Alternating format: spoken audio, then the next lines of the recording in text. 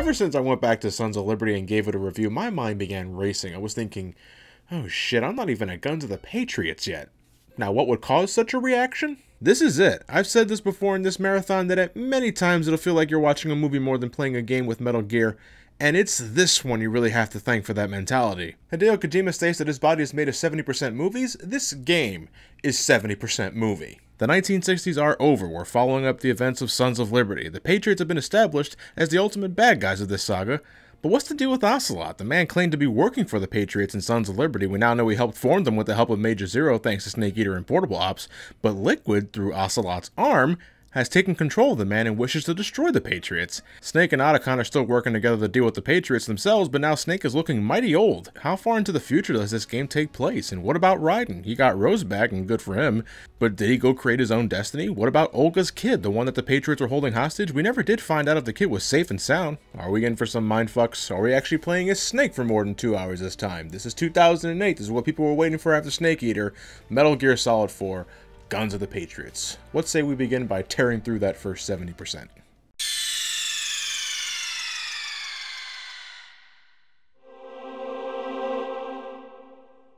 First thing I gotta do is actually find the fucking game. It begins with these tongue-in-cheek commercials that I'm fathoming are supposed to reflect the current world we live in, a cooking show, a workout program, advertisements for private military companies, even a meta interview with David Hayter, the voice of Snake. Is this Metal Gear or RoboCop? Well, Ed 209 can sort of pass for a Metal Gear now that I think about it. I'm sort of half expecting Hideo Kojima to show up covered in flames telling me everything's gonna be alright. Okay then, that's enough of this. I'd buy that for $1. In an undisclosed graveyard, we see Snake paying respects to a gravestone. I don't know whose exactly, I don't believe it to be the boss's. I don't even think Snake knows about her. Maybe Gray Fox? Big Boss?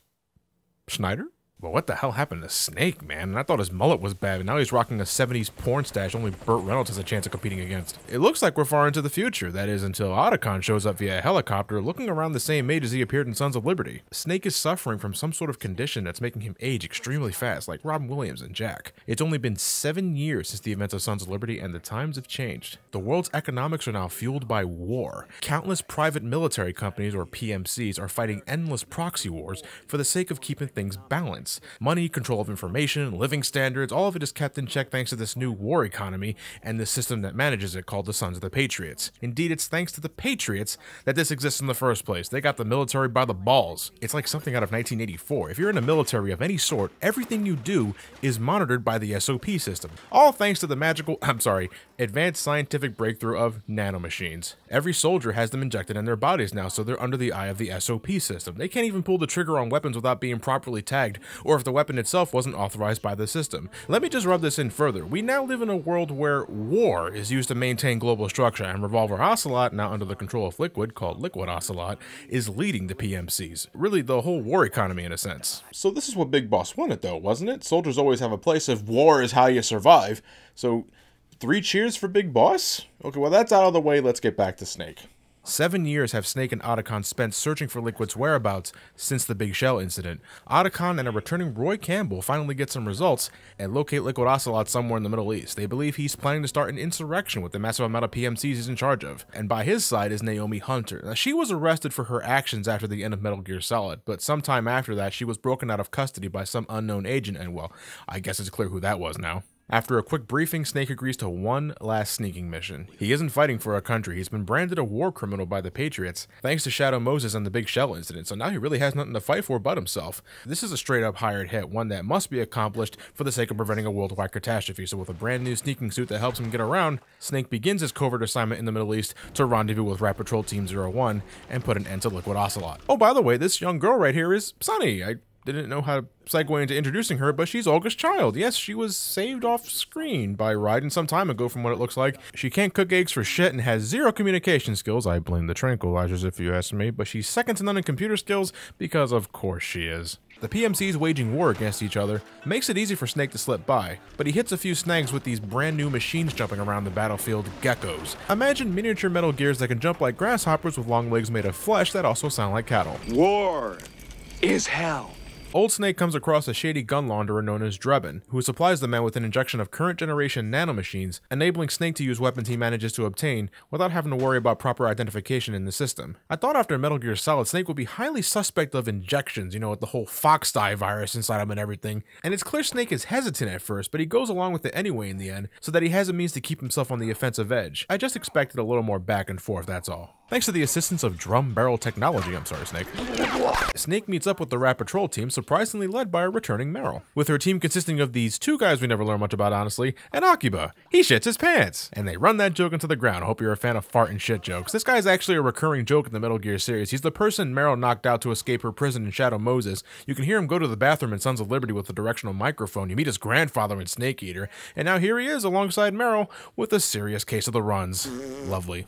So Snake and Meryl spent some time recollecting. She's not very happy to learn that it was her father who sent Snake. The two are seemingly at arms ever since Campbell remarried to someone close to Meryl's age. Dear God, he's a poonhound. She's moved on with her life for the most part, and she relays to Snake Liquid's exact location. Together they wipe out a faction of Liquid's high-tech army, and in due course reach his main camp, but the mission is cut short when Liquid quietly activates an unknown maneuver that causes everyone in the vicinity to start convulsing and going haywire with emotions, including Snake. And before he blacks out, he catches a glimpse of Naomi, and then he's carried to safety by Akiba, who strangely isn't affected by the stealth weapon. Sometime later, Snake awakens back in the Nomad, the plane where he and Otacon and Sunny, live. The rent must be a nightmare. Otacon displays a video file he received through email showing Naomi asking for Snake's help as she's being held against her will in South America. Liquid's ultimate plan is to seize control of the entire SOP system, and the reason why he got Naomi to help him was because the SOP system was somewhat modeled after the Fox-Die virus injected into Snake's body during Shadow Moses. I'm not sure what that means. Just because Naomi made Fox-Die doesn't mean that she would necessarily know how the SOP system would work. In South America, Snake commences his hunt for Naomi, and during the operation he spots Vamp, the knife-obsessed sort of vampire from Sons of Liberty. Along his side is 1/4 of the B&B Corps, Laughing Octopus. I guess now is the best time to mention these ladies. They're this game's group of villains, like the Sons of Big Boss in MGS1 or the Sons of Liberty in MGS2, but they mean as much as the Cobra unit in MGS3. They have no real personalities, no bearing on anything. They only exist to rub in the not-so-subtle message of War is hell. It's the same routine every time you encounter them. They got their big contraption, they love to scream their lungs out. Snake destroys their machines, they shed their armor, they go on an emotional rampage for a bit, and then they get all eerie and hostile until Snake takes them out for good with either weapons or a good old tackle. Then Drebin talks to you via codec to give you their individual backstories, which are so absurdly over the top and have nothing to do with anything. Look, I don't care because it feels like they didn't care. They're just villains for villains' sake. I'm sorry for the mid-plot synopsis rant. So during the mission, Campbell gives Snake a quick codec call to introduce him to his new wife and psychoanalyst for this operation. Oh God, he married Rose? What the hell happened with her and Raiden? I had to sit through those agonizing April 30th conversations just for them to cut the knot between Gabes? Not happy about that? Get over it. Yes, sir.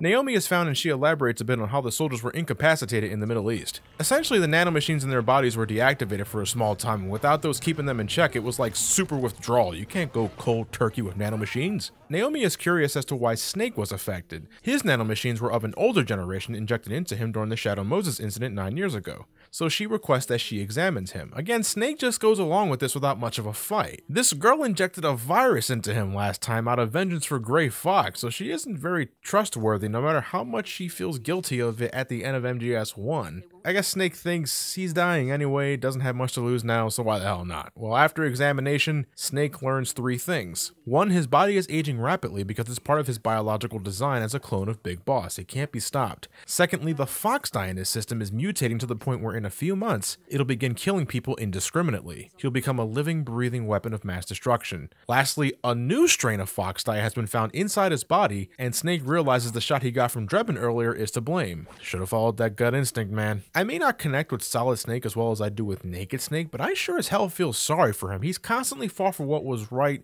destroyed multiple Metal Gears, and thwarted nuclear threats to save the world, even now when the whole planet thinks he's some war criminal. But it's like he's not allowed to have a happy ending. Is there really nobody else in this world that can do the job for him? Before Liquid's exact location can be told, Naomi is taken away by Liquid's army, and Snake is left to deal with more problems, including Laughing Octopus, more PMCs, Vamp, and Gecko units. But Drebin inside his battle tank soon comes to lend some assistance, managing to rescue both Snake and Naomi from Liquid's armada. Unfortunately, their escape route is cut off by more geckos, but a random ninja suddenly enters the scene and begins to cut down the opposition, and oh my, what the fuck? Did I accidentally put in the twin snakes instead? It's Raiden, decked out in a new cybernetic ninja body very similar to Gray Fox. He deals with the remaining gecko and has a lengthy one-on-one battle with Vamp, ending with a stalemate as he along with Snake, Naomi, and Otacon escape back into the Nomad to fight another day. Raiden is not without serious injury after battling Vamp, but since he's now a cyborg essentially, his artificial blood needs dialysis. Raiden points Snake and Otacon towards Eastern Europe for the medical supplies he needs, but he also wants them to meet the person who sent Raiden to help Snake, Big Mama. Gotta hope that's a play on Big Boss and not... Oh god!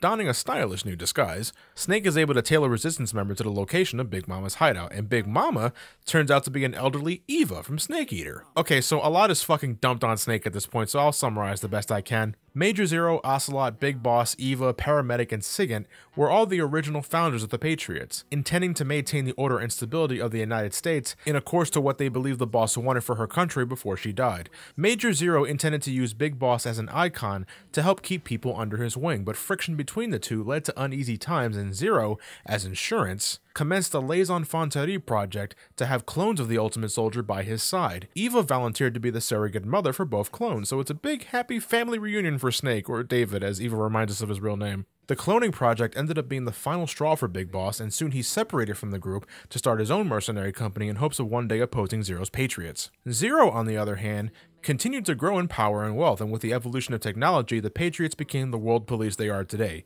Big Boss's plans in Metal Gear and Metal Gear 2 were not just done with the intention of giving soldiers purpose in life, but to also directly confront Zero and his Patriots. Solid Snake coming in to stop all that, though, as we know, put an end to that, and Big Boss was left to burn. But because Zero still had a deep respect of Big Boss given all they've been through, he had the man kept in a vegetative state and used him as a security key for the new system of AI Zero had implemented for control of the Patriots, since the betrayal of Big Boss left Zero unwilling to give complete control of the Patriots to the next generation of society. Big Mama, or Eva, has somehow managed to retrieve the body of Big Boss, and Liquid is after it because it's the key to gaining control of the SOP system. And before you have the chance to say, please for the love of God end this exposition, Liquid pinpoints the location of Snake and Eva and heads after Big Boss's remains. After a high-speed chase, Eva is mortally wounded, and Liquid reveals that he no longer needs the remains of Big Boss to access the SOP system. He found another way to get inside, and it was GW, one part of the Patriots AI from Sons of Liberty. It wasn't completely destroyed after all, and Liquid was able to reconstruct it to unlock full access to the SOP system. The man is now free to do what he wants with every soldier in the system, a weapon he dubs the Guns of the Patriots, and he spends the first 5 minutes of his newfound power acting like a total jackass. Bang, bang, bang! You see? Guns of the Patriots. It's a visual pun. A pun gun, if you will. Throughout the Invisible Gun show, Naomi is shown to have escaped the Nomad to shockingly rejoin with Liquid. She's the reason how Liquid located Snake and Eva in Eastern Europe, man. I'm not sure what her agenda is, but it sure is distracting and confusing. Now that Liquid has full control over the military, his next goal is to completely seize control of the other AIs representing the Patriots. Just having the military part isn't enough, he needs everything else they manipulate too.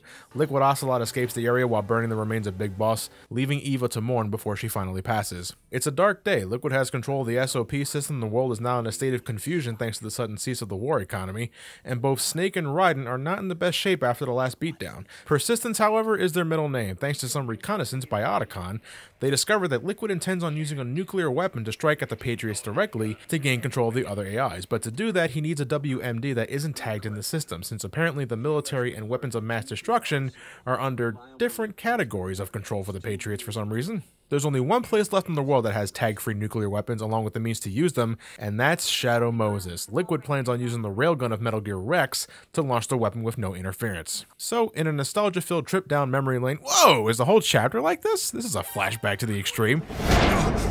Oh shit, that was just a dream. Oh, but I have this new disguise now, give me a moment. Bam. Old Snake. So in a nostalgic trip down memory lane, Snake heads back to Shadow Moses, back to the underground base where he destroyed Rex back in MGS1, in hopes of getting Rex's railgun before Liquid does. This was such a cool moment for me. Look at this. It's just how I remember it. The tank hangar, Otacon's old office. Now it's all in HD and dank. Just a moment. I want to savor this.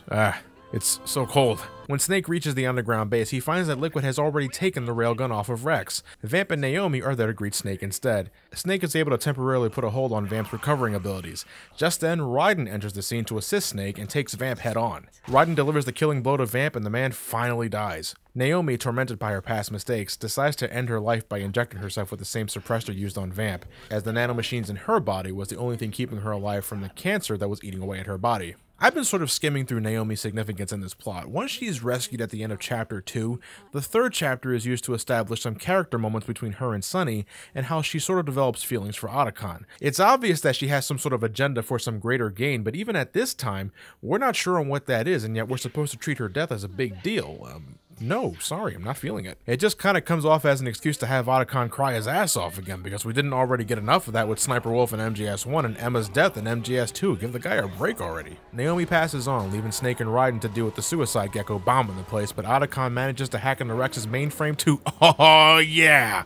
Otacon is able to reactivate Metal Gear Rex for Snake and Raiden to use to get out of the base. This makes no sense, but this is fucking incredible. Now I see why Liquid was such a large ham on this thing. But it gets even better. As Snake and Raiden escape the facility on board Rex, Liquid pops out of the ocean on board Metal Gear Ray, and the two have a Metal Gear battle. This is how far we've come, people, and it's so fucking dazzling. Look at this, I'm suddenly forgetting all of the exposition I went through in the last chapter. But good times aren't meant to last forever. Rex is able to destroy Ray, but both machines end up collapsing on each other. Liquid makes a run for it with Snake on his tail, but out of the ocean arises a gargantuan battleship with a what the fuck? Alright. Sorry, let me try that again. A gargantuan battleship arises out of the ocean with Liquid climbing on board. It's got Rex's railgun attached, along with a plethora of Ray units on the side. This is like a super version of Arsenal gear from Sons of Liberty, but Liquid calls it Outer Haven, not Heaven. Haven. And Liquid attempts to ram Snake with the whole fucking ship, but Raiden steps in and uses his body to halt the entire goddamn ship long enough for a naval battleship to arrive, forcing Liquid to escape for the time being. The first 4 chapters of this game seem to end all the same. Liquid does something and then gets away. Liquid does something then gets away. Liquid does something then gets away. And Liquid does something then gets away. Can we start getting some resolution here? The captain of the naval battleship is Mei Ling, and together with Snake, Otacon, and Meryl's patrol team, they plan a final attack. For Liquid to be stopped, Outer Haven must be confronted directly, so while the patrol team and battleship attack the ship head-on, Snake sneaks inside the massive ship to wipe out the GW system using a virus constructed by Naomi and Sunny, based on the work Otacon's sister Emma created in Sons of Liberty. It's called Fox Alive. And I would poke fun and say it sounds like something a 7-year-old came up with, but then I remembered, well, wait, it was made by a 7-year-old. In an escalating climax, Snake, along with Raiden, who, by the way, fucking survived the whole... Oh, Jesus, forget it. Snake fights his way through Outer Haven troopers, Gecko units, these annoying little scarab things, and a giant microwave emitter to reach the core of Outer Haven. The virus is uploaded, but instead of just destroying GW, the whole infrastructure of the Patriots' AI is completely wiped out. The Patriots and the SOP system are no more, with the world left as a blank slate. Snake passes out and wakes up on top of Outer Haven, where Liquid awaits, and according to him, everything has worked out to his plan. The world is finally free from the Patriots' grasp. It's now a world without control, just the way he really wanted it, and just the way Big Boss wanted it. But it's not over yet between these two, so they have one last hand-to-hand battle. And despite his injuries, Snake comes out on top, and Liquid succumbs to his wounds, complimenting Snake before passing on. The war is over, with everyone's destinies left to what they make it out to be. Meryl ends up marrying Akiba and reconciling with Campbell. Otacon is able to move on. Sunny begins to live life outside the computer. Drebin exposes that he was an agent of the Patriots all along, but is actually happy that they were destroyed so that he could live a normal life. Rose reunites with Raiden when the whole marriage with Campbell is revealed to be a ploy to keep them under the Patriots' radar and to protect their child. Yeah, that's right. I seem to recall Rose mentioning she was pregnant in Sons of Liberty. Well, it looks like they're finally happy together. The kid kind of looks like a young Virgil. Everyone else sees that, right?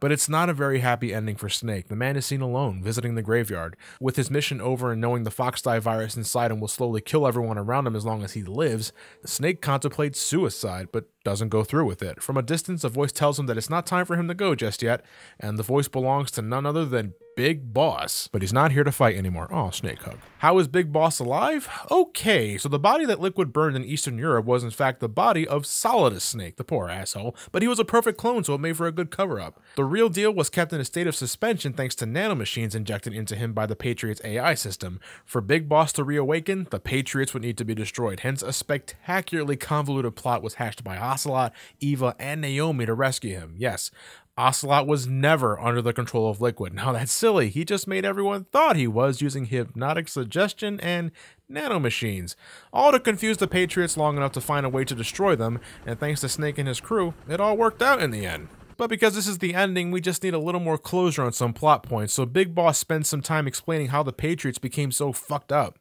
Zero's intentions were to simply uphold the boss's will, or rather what he thought was the boss's will.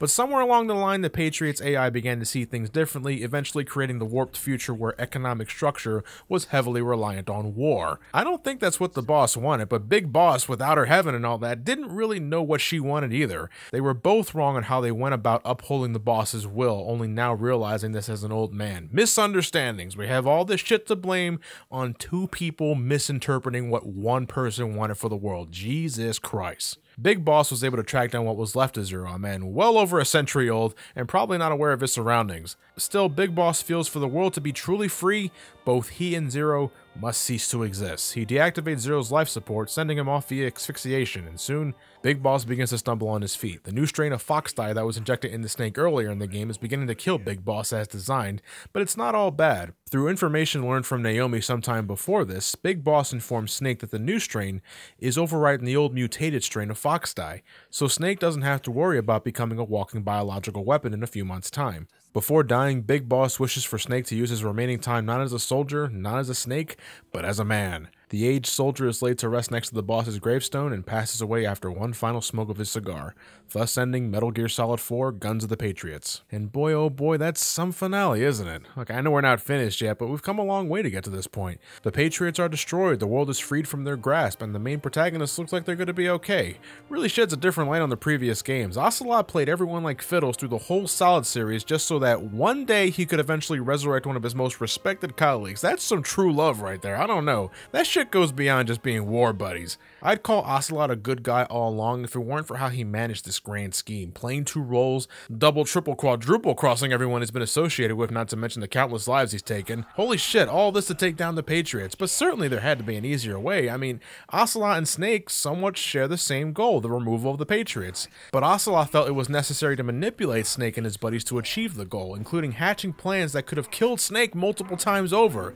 It's the same problem I had with Liquid's plan in MGS1. If something happened to Snake, if just one thing didn't go as planned, the whole fucking thing is shot. Ocelot cut it really fucking close. I suppose that means he's just that good at being a magnificent bastard, but I'm wondering, there had to be an easier way to do this, right? I'm glad to see Raiden ultimately get some resolution after the mindfucks he went through in Sons of Liberty. He doesn't get as much attention here as previously. This is mostly the Solid Snake show.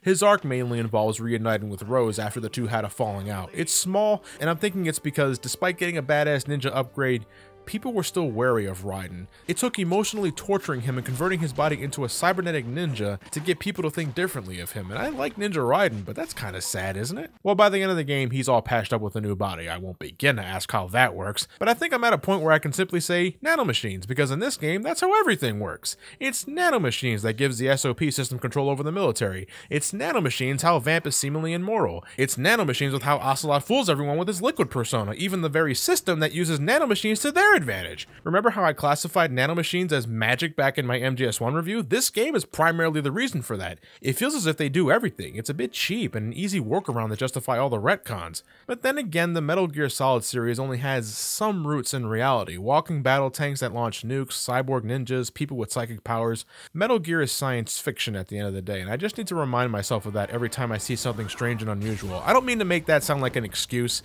This shit still isn't perfect. You remember how I mentioned earlier in the plot that Akiba wasn't affected by the massive seizure everyone was having in the Middle East when their nanomachines were suddenly turned off? Well, that's because it's revealed later on that he has no nanomachines inside him. Okay, that makes sense, but according to Meryl, nanomachine injections are mandatory to even be a part of the military, but the only excuse Akiba gives us is that he simply ducked out of every appointment, and yet this guy is somehow still in the military? That doesn't add up, regardless if it's played for laughs. It comes across as a lazy write-around. Meryl's character arc is not very big compared to Snake. It's sizable enough to be heartwarming when it ends with her marrying Akiba and making up with Campbell. It's just that little plot point bothers me. I would have liked to see Sunny get more development, perhaps an in-game explanation as to why she's so good with computers, maybe some more interaction with Otacon. These two share a major similarity being socially awkward geniuses, but most of Sunny's background as a computer whiz is mostly told, not shown. Sunny helped write this code to shut the system down. Sunny helped me develop the Mark III. That's cool. Can I see some of that, please? I don't think that's asking much. The whole thing with Sunny learning how to cook eggs only really acts as a visual metaphor for the overarching story. They start off like shit because the world is in deep shit, and by the end everything is looking up, so the eggs are sunny side up. Oh. Sunny side up. Oh, come on, that wasn't just for a pun, was it? The eggs have more to do with what Snake goes through rather than developing Sunny. Is learning how to cook eggs really character development? I don't think it is. I also would have liked to see how exactly Raiden saved Sunny from the Patriots' grasp. That feels like something that should have been shown at the end of Sons of Liberty. It's Evo Raiden has to thank for helping him rescue Sunny, and that could have led to an interesting tie-in to Snake Eater. Not that Snake Eater needed it, but Kojima has such a major hard-on for continuity, I'm surprised it wasn't thought of then. Do I think this is a satisfying conclusion? Honestly, it feels like a retake on the ending of MGS1 on a much larger scale. The message of not being chained to fate, the resurgence of Fox Die, Snake being told to spend the remainder of his life living happily, that's all MGS1 again, only this time there isn't an ocelot to leave behind a cliffhanger. And all the postmodernism with existentialism, free will, censorship, that's all gone. I think people were still recoiling from Sons of Liberty. This is conclusive, a bit been there, done that, but it's good enough. I don't think it was a waste of time. But if we're talking what I think to be the biggest concern of Metal Gear Solid 4 is, that's just it, the continuity. Don't even think about jumping into the series with Guns of the Patriots unless you love reading loads of supplementary material through the Metal Gear database for the sake of awareness. This game is so heavily wrapped up in the series continuity, it's impossible to follow for a new player. Oh my god. I remember my father picking up Metal Gear Solid 4 in late 2009 because he was in between Call of Duties and Uncharted games and was looking for something to play, and the poor man fell asleep during one of the many cutscenes. Bless that man, but that speaks volumes. And you may be like, well John, I'm sure the game more than makes up for it, but that's just it. There's so little of that here. Again, I covered around 70% of the game just by covering the story. There's so many cutscenes. I can't even find a pace here. I do something with Snake for a few minutes, or in the opening case, crawl under a truck, and then it's back to watching another scene. Even within the gameplay, there are plenty of moments that won't have the same impact for a newbie compared to a Metal Gear veteran. All the little callbacks, the entirety of Chapter 4 when you're revisiting Shadow Moses, when you take control of Metal Gear Rex fighting against Metal Gear Ray, that means everything to anyone who played and loved the previous games. You lose all of that and more if MGS4 is your first game. Guns of the Patriots is a Metal Gear game for Metal Gear fans. So if you're just tuning in, I'll say it again. This game right here is for Metal Gear fans. If you don't care about story or anything like that, then you're looking about 5 hours of actual gameplay. Now that we're on the subject of that, so far I think this is the best in the series. Of course, I say this without spending much time on Metal Gear Solid 5 at the time of this review, but Guns of the Patriots is like the best of Snake Eater and Sons of Liberty wrapped up in a nice cardboard package. There's no survival viewer, you don't have to worry about patching up injuries, you just got things like rations and noodles to keep your health up like an MGS1. Stamina is still a thing of some sort, but now it's called the Psych Meter. It's supposed to reflect Snake's current mental condition, and when it gets too low, your performance begins to suffer. It's easy to maintain and bring back up, so don't stress out if you see it dwindling. You can now crouch walk to have the perfect compromise of crawling and walking, and aiming weapons can now be done in the third person, giving you better aiming sights and comfortability. Snake's sneaking suit comes equipped with the new Octo Camo technology. Much like how an octopus can blend into the environment when needed, Snake's suit will automatically mimic whatever surface he presses up against, whether on the floor or on the wall. It's real-time camouflage switching, so you don't have to periodically pause the game to switch gear all the time. The Octo Camo also extends to your head later on, but this goes beyond standard face paint. You can change your entire head to resemble something else. Otacon, Campbell, Raiden, or even Solid Snake in his prime, and you're damn right I switched to that as soon as I could. Old Snake sort of depresses me. But still, even for a man of Snake's age, he manages to keep an impressive shape, and you know what I'm talking about. If Crash Bandicoot was at one time called Sonic's ass game, this is Snake's ass game. You better learn to embrace it because it's staring at you the whole way through, baby. Hope you like that rock solid man ass. It even glows when you stick it in the microwave. It knows you're staring and yeah, stupid sexy Snake. The Octo Camo suit makes it simpler to blend in the current environment, so keep that camo index high because this game is packing both human and mechanical threats that'll mow you down very fast if you obviously stick out. You now got this solid eye system to map out enemies on the radar. It's no Soliton radar, but it's better than the sonar shit you had in Snake Eater. The Mark II and Mark III robots Otacon makes for you can be a great deal of help when doing some small reconnaissance work. They can scout the area ahead, grab some items for you, and knock enemies out with electric shocks at the cost of having shitty battery life.